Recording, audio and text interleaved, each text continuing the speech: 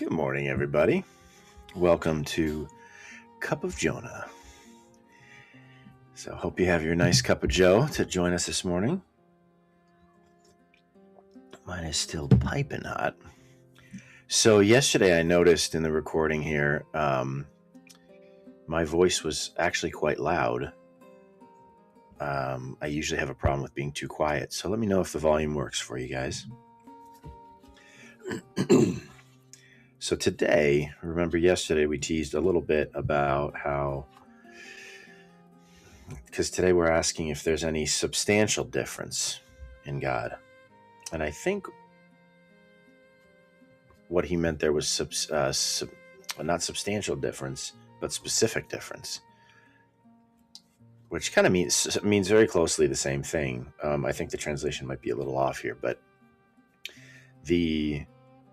the idea is that if I gave the example yesterday of the definition of man as, so animal is the genus, if you will, and rational is the specific difference. That's what makes us unique.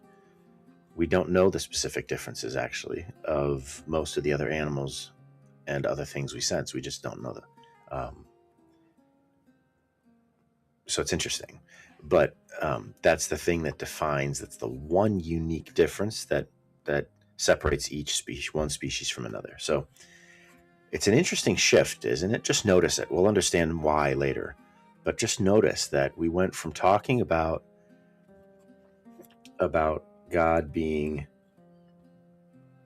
about there being no accident in God, and that his being, we're talking about very lofty ideas like his being and his essence, to talking about definition and species and genus. So it's very interesting. So we'll see why shortly. It has to do, a teaser, it has to do with the question of whether or not we can say anything meaningful about God, or whether or not all of our words mean nothing because we can't possibly express or describe anything about that supreme being. Before I get into this chapter today, don't forget, check out phoneboothpodcast.substack.com. Support all the guys and their hard work there. Lots of great content there, most of it for free. We're starting to put up more behind the paywall, not even a paywall, just subscription. But of course, we'd appreciate your support. It all goes back into making ourselves better at what we do and building the project of Phone Booth. So do consider that. And tonight, you guys may have noticed many mornings, Shiva in the comments, and kind of he and I wrestling together with some different ideas as we read through this book. And he's actually agreed to come on the Philosopher King podcast this evening at 7 p.m. Eastern to have a full deep dive conversation with me. So it's going to be a wonderful and thought-provoking episode. So check that out. Make sure tune in live this evening at 7 p.m. for Philosopher King. Okay. Chapter 24. That the divine being cannot be determined by the addition of some substantial difference. We can likewise show from what we have said that nothing can be added to the divine being to determine it with an essential determination, as a genus is determined by its differences. Nothing can be an act unless everything that determines its substantial act of being exists. Thus, there cannot be an actual animal unless it be a rational or irrational animal. Hence, the Platonists themselves, in positing the ideas, did not posit self-existing ideas of genera, which are determined to the being of their species through essential differences. Rather, they posited self-existing ideas solely of species, which for their determination need no essential differences. If then the divine being is so determined, essentially through something else superadded to it, it would be an act only if what is superadded is present. But the divine being, as we have shown, is the divine substance itself. Therefore, the divine substance cannot be an act without the presence of something added, from which it can be concluded that it is not through itself a necessary being. But we have proved the contrary of this position above. And he references there chapter 13, which I believe is the chapter where he said that God is simple. Moreover, what needs in addition in order to be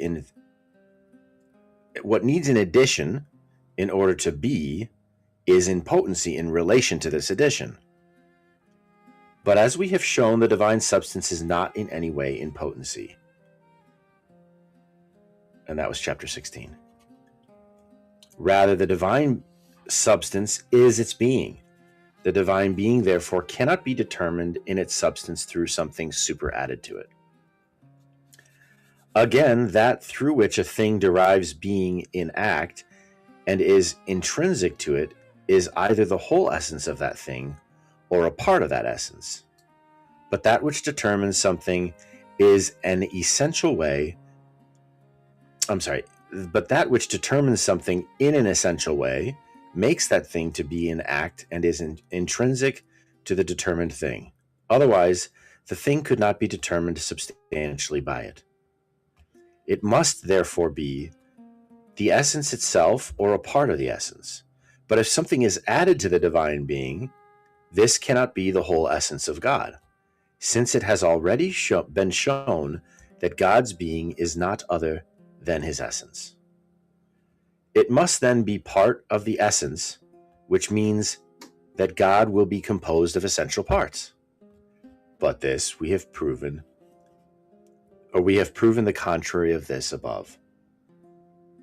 Furthermore, what is added to a thing to give it a certain essential determination does not constitute its nature, but only its being in act.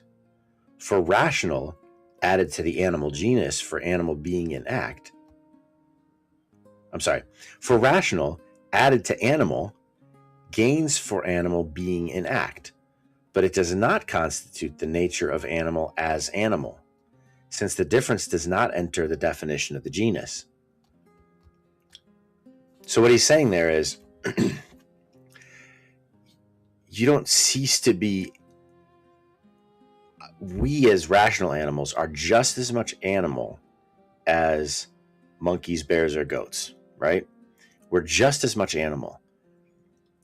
By adding that specific difference, that substantial difference, it doesn't change the animalness. That genus is still intact, unchanged, but it adds something to it. And so he's saying, can we add anything to this divine essence?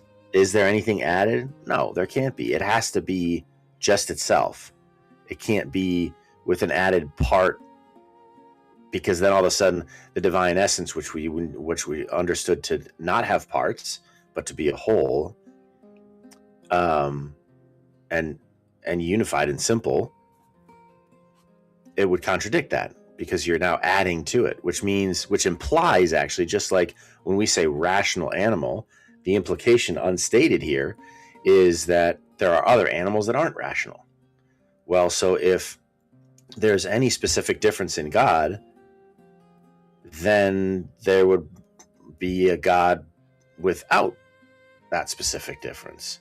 But we know that the first unmoved mover, uncaused cause, is one, not two or more. So we can't have that. That's contradictory, right? So by way, it's either this or that. That's the syllogism. That's the argument. Either he has a specific difference or he doesn't. We now know that it's impossible for him to have a specific difference. Therefore, he must not have a specific difference. Does that make sense?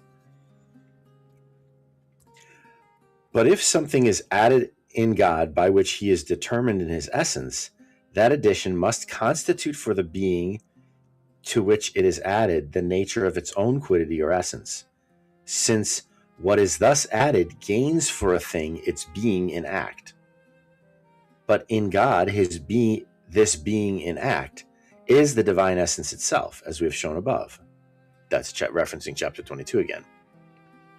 It remains then that to the divine being, nothing can be added that determines it in an essential way, as the difference determines the genus. So some of these things, so it's interesting. This chapter is interesting because, good morning, Shiva. I just told everyone about our conversation this evening and that they should be there. So I'm glad you could join us here. So what's interesting about this chapter in particular, he references back to chapter 13, chapter 16, chapter 18, chapter 22, right? So what I want you to notice here is some of these chapters seem like a little bit like, okay, all right. Like let's get to some really fun consideration. Let's get to some cooler considerations. Let's get to some more impactful considerations, right? But notice some of the considerations that seem to is there any potency in God, right? That was one of the chapters that he referenced in this reading today. It doesn't immediately seem all that important. And it's kind of like, okay, well, yeah, you're just saying things aren't there. Like, let's talk about what is there. But he's laying a foundation that he's going to draw upon later.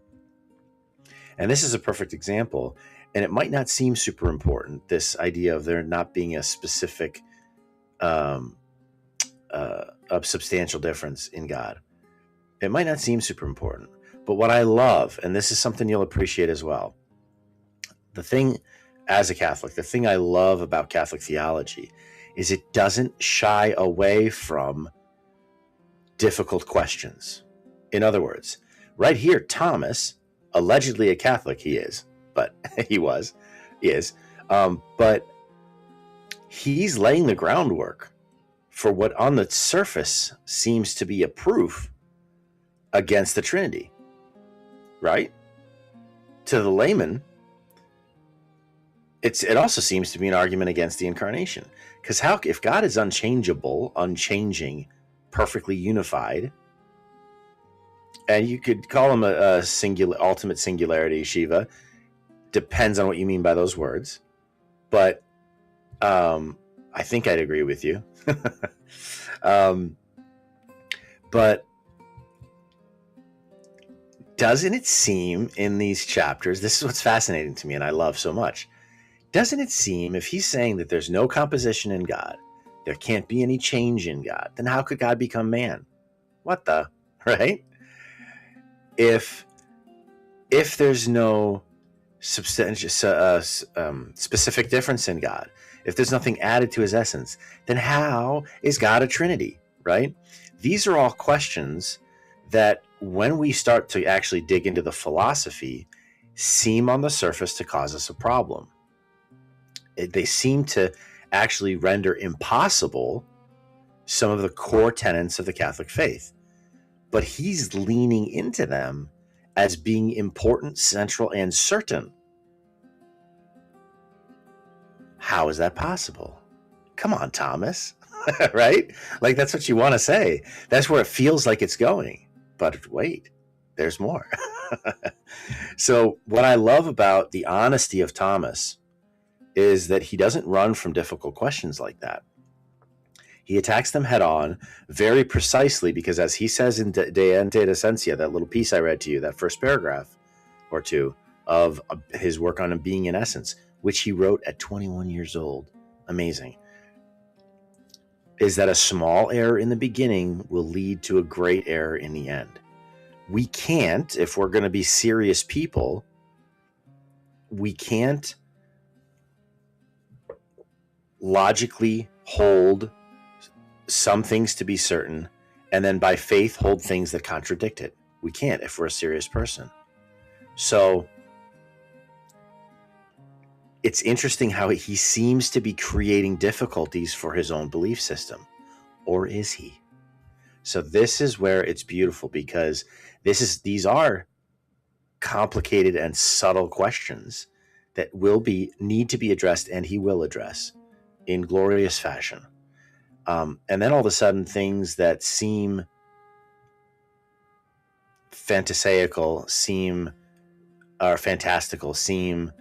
unreasonable, seem contradictory, because of how much clarity he's giving and how thorough he is in our understanding of what God is, who God is, how we understand God, how we speak of God, all these things, there will be a resolution, but only because of the thoroughness that we're kind of trudging through right now. So it's very interesting. So tomorrow we'll continue. He'll say, well, God is not in some genus. And then from there, we'll talk about God not being the formal being of all things, which I think you'll appreciate, Shiva. And then God is not the form of any body.